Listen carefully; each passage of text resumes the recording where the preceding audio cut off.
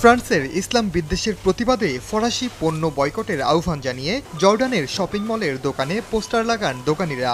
প্রসাধনী সামগ্রী, দুগ্ধজাত পণ্যসহ ফ্রান্সের উৎপাদিত বিভিন্ন পণ্য ঢেকে দেয়া হয়। চলতি মাসের শুরুতে ইসলামকে সংকটাপন্ন ধর্ম উল্লেখ করে ফ্রান্সে ইসলামী বিচ্ছিন্নতাবাদের বিরুদ্ধে লড়াইয়ের ঘোষণা দেন ফরাসি প্রেসিডেন্ট ইমানুয়েল ম্যাক্রো। ফরাসি প্রেসিডেন্টের এমন মন্তব্যে ফুঁসে উঠেছে মুসলিম বিশ্ব। এর প্রতিবাদে জর্ডানের পাশাপাশি সৌদি আরব, কুয়েত, কাতার, মিশর, আলজেরিয়া, তুরস্ক সহ বিভিন্ন দেশ এরই মধ্যে ফরাসি পণ্য বয়কটের ডাক দিয়েছে।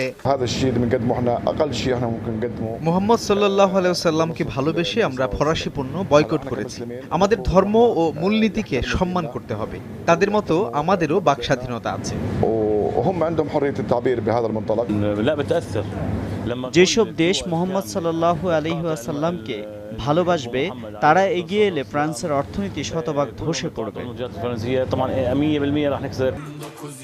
ইসলাম নিয়ে বিরূপ মন্তব্য করায় ম্যাক্রোর মানসিক চিকিৎসা করানো উচিত বলে মন্তব্যের একদিন পর রোববার আবারও তার তীব্র সমালোচনা করেছেন তুর্কি প্রেসিডেন্ট রিসেপ তাইপ এরদোয়ান।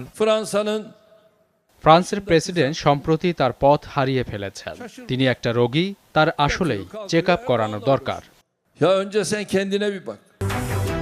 এরদোয়ানের মন্তব্যের পাল্টা সমালোচনা করেছেন ফ্রান্সের কট্টর ডানপন্থী নেত্রী ম্যারিন লাপেন।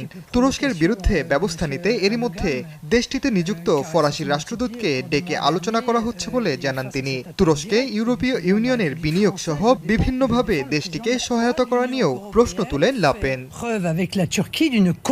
ওমর ইনান, সময় সংবাদ।